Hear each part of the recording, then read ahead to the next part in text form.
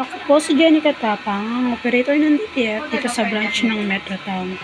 Nagamit ito ng 4 na araw at merong total meters na 97.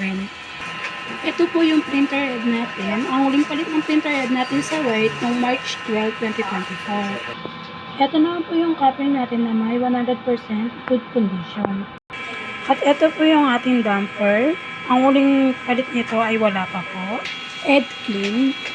Sa inyo po. Again, tomorrow na po. There's...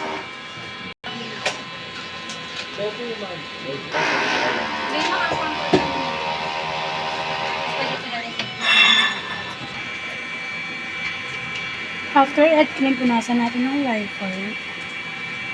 Nozzle check.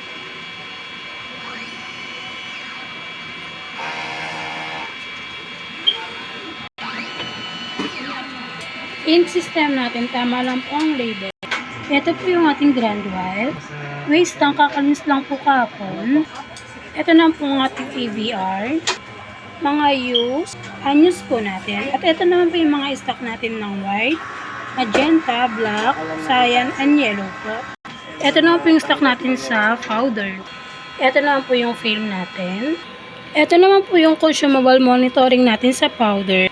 Sa white, magenta, yellow, ito po yung black natin, at ang film po, cleaning solution, at ito naman po yung production log sheet natin, at ang printer daily checklist po. Salamat po.